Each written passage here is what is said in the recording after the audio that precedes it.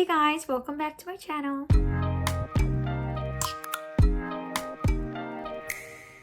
Today I will be tier ranking all the books I've read in 2020 so far. There's no particular order to why they were uploaded the way they were, but they just are. And I felt this was a perfect time because I've reached 50 books. Here's our amazing, great, okay, and no thanks. So no thanks is basically just books that, or for me, and amazing will probably be like my 5-star reads. So yeah, that's what we're gonna do. And I'll just put it on the screen. So the first one we have here is the selection.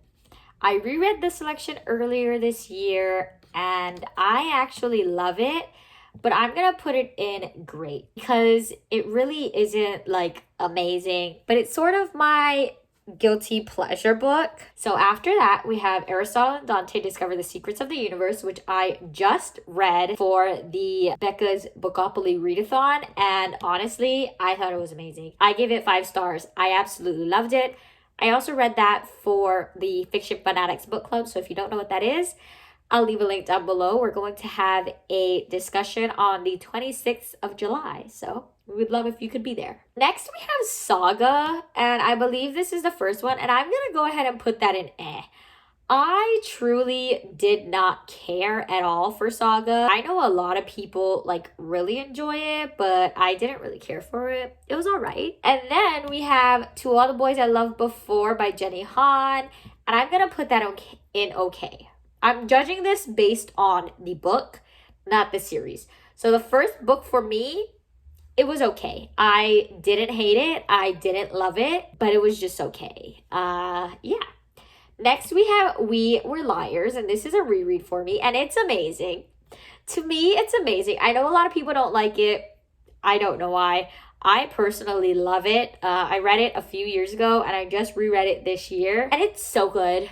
The twists and the turns and the concept, it's so good. So The Elite, which is the second book in the selection, will also go in great. I have nothing against it, but it's not my favorite book. So all of the sagas will be an because there was not one that really stuck out for me. I'm not sure why it put every single one in here. I wish it had just put the first one. I didn't care for it. I know it's a graphic novel that everyone seems to love, but I truly did not care for it, but it's fine. Next we have Dorothy Must Die, which I thought was okay. I love the concept of basically the Wizard of Oz reimagined, and it's all about theoretically what happened when Dorothy went back to Kansas after Oz, and it was okay. It was a good book. I am still looking forward to the rest of the books. I have them, they just haven't been able to really fit on my TBR, but it's fine. Next we have The One, and I'm gonna put that in amazing because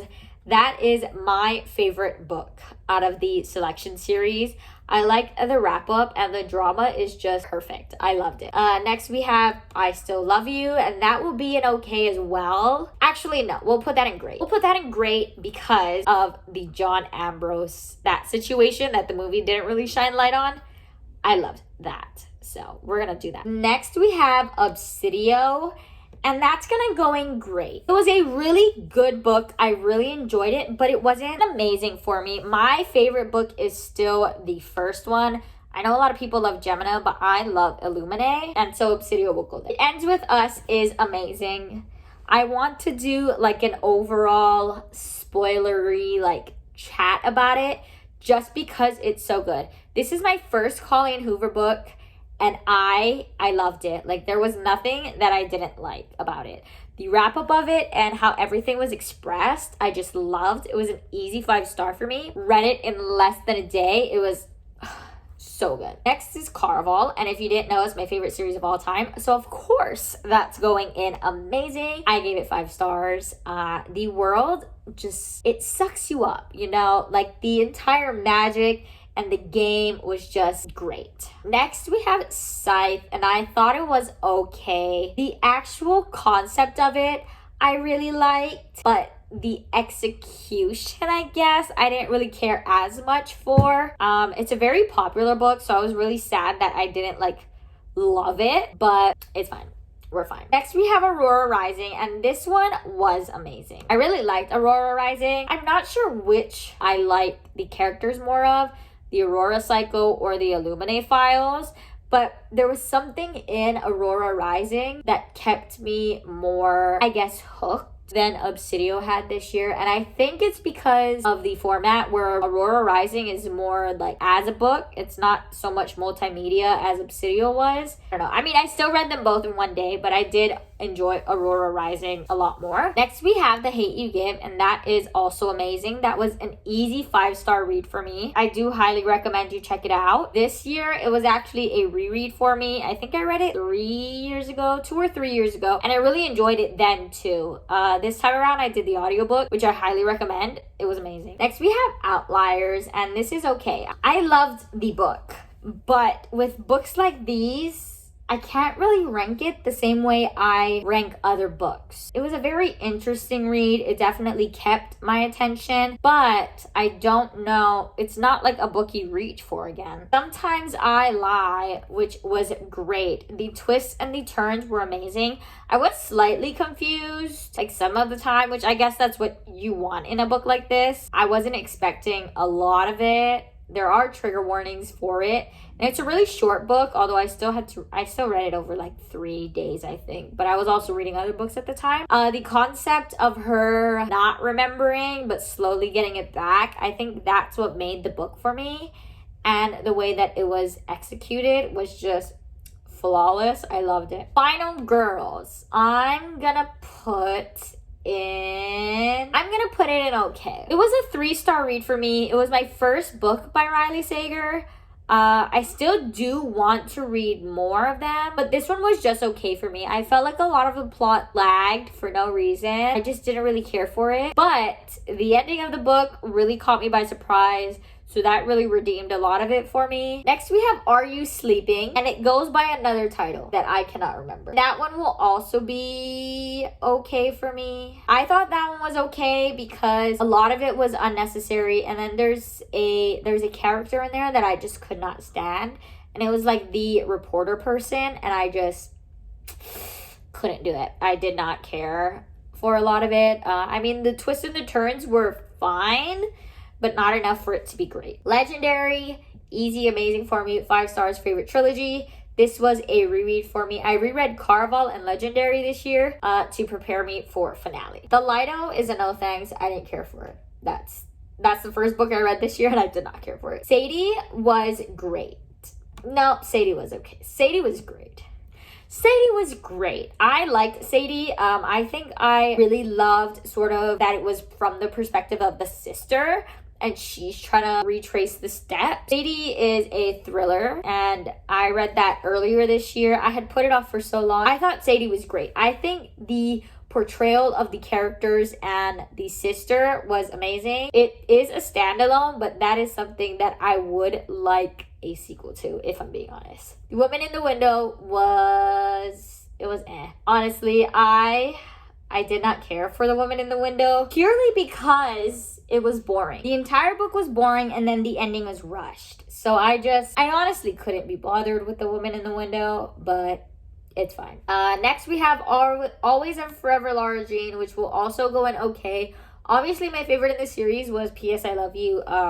Always and Forever Laura Jean, I felt like it did wrap everything up like nicely, put a little bow on top, but it's not necessarily a series that I could reread, and the ending was just really simple for me, if that makes sense. Next we have Opposite of Always. Opposite of Always was great. We actually had a discussion about this last month, I believe, and we kind of felt like a lot of things didn't make sense or wasn't explained enough, and that's really what kept it from being amazing. The characters I loved. I do wish we had more of the side characters. If there was like another in like a series where it followed a different character, I think that would be great. Cersei, I'm gonna put in no thanks. Cersei wasn't for me. I don't think I was interested in mythology enough for me to like love it or even think it was like okay. I was kind of just going with the motions with this one. From Twinkle with Love was okay. Some of the characters really lagged for me, but overall I really liked the storyline and, you know, kind of like the teenage drama. I kind of really enjoyed how they did that. All the Stars and Teeth was great for me. I really liked All the Stars and Teeth and the different like aspect it took of commonly known creatures, I guess you could call them. I can't wait for the second book. I don't even know when that's coming out. I think it's coming out maybe this year, not too sure, but I really enjoyed that book. I actually did the audiobook of that, and I think it like enhanced everything even more so. Next we have My Sister the Serial Killer, which I'm also gonna put in no thank. It wasn't for me, and I'm not sure why. Like, I don't know, nothing really stuck to me. It's written in verse, which usually I love. I love when books are written in verse, but this one I just didn't really care for. And I'm not sure if because it was written in verse, there wasn't like enough character development or anything like that for me, but I didn't really care for this one. Next we have Serpent and Dove, and that is amazing. And to say that that is amazing is a lot for me because I'm not a fantasy person. Besides the Corvo trilogy, I didn't really care for fantasy, but Serpent and Dove took me by surprise. The entire concept of the witches I loved. The cover is gorgeous, and I cannot wait for Blood and Honey, which I think is coming out at the ending of this year. I'm so excited. The Hiding Place was, and this was another one that was kind of like The Woman in the Window, where the concept of it was like great, but the beginning and the middle was very laggy and it was just boring. The characters I didn't care for, and then the ending was super rushed, which I did not appreciate at all. Finale, easy 5 stars for me. I've been putting off Finale ever since it came out, and this was my first time reading it. I put it off because I didn't want the trilogy to end, but then reading them like one after another, like the characters, they just have my heart so much, and I want more from these characters. So we would just need to hope that Stephanie Garber will answer my prayers. Next we have With the Fire on High, and that one was also amazing. That one has really short chapters and it was super easy to get through. I got through it within 24 hours. Technically it was like 2 days, but I started it like later the first day and then finished it the morning of the second, and it was so good. Imani, she's such a great character, and she's so realistic, like how much she's in her head and how much she worries about what she worries about. I loved it. Next we have Twilight, which is okay. I don't hate Twilight, but the first book definitely is not my favorite book. I just have Breaking Dawn to go and then I'll be finished, but I'm rereading it for the mini-a-thon to like prepare for the book coming out this year. Turn of the Key was my first Ruth Ware book, and it was amazing. I gave it 5 stars, and a lot of the people I know who read it didn't really care for it, but I listened to the audiobook, and I feel like the way that the audiobook was told like captivated me. It was an amazing read, and I cannot wait to read more from Ruth Ware. I'm not sure where I'll go from here, but it was so good. I highly recommend it. Next is Eclipse, and we're gonna put that in great because Eclipse is my favorite book of the series so far. I feel like there's a lot going on in Eclipse, and it's just like a book that I think caught my attention the most. That's the book that I wanted to keep reading the most. Yes, No, Maybe So was also great. I think that the representation in Yes, No, Maybe So was really good. I feel like the friendship relationship type of situation in this book was really great, and they also touched on politics, which I thought would make me hate it, but the way that they incorporated it actually made me love it more. Water for Elephants was okay for me. I didn't care that much about the story, if I'm being honest. There just wasn't a lot to it for me. I thought I would like it more because of the circus aspect, but I didn't. Next we have Of Curses and Kisses. And for that, I'm gonna do no thanks. Although I gave it 3 stars, it's not something I would read again at all. It was a retelling of The Beauty and the Beast, and I really didn't care for the characters, and the actual storyline I found pretty boring. A lot of it got really repetitive. The characters were really complicated, and I didn't really enjoy it as much as I thought I was going to. Mooncakes was I didn't care for it. It was very mediocre, which I feel really sad for, because I was looking forward to it. It's like a graphic novel. There's witches, and I was so excited, but it's not what I thought it was, and maybe I had too high of expectations. Next, we have New Moon, which will also go in okay. There's a lot of the complications of the storyline in New Moon, and I just didn't really care. if I'm being honest. So the last book I have is Animal Farm, and that will go in no thanks. I don't really care for, I guess, classics, but it was boring and it was short, but I still took forever to read it just because I was that uninterested. If you have any videos like this, please leave them down below. I love watching videos like this. Yeah, if you agree or disagree with any of my ratings, let me know. So that's all for today. Like, comment, and subscribe down below, and I'll see you in my next video.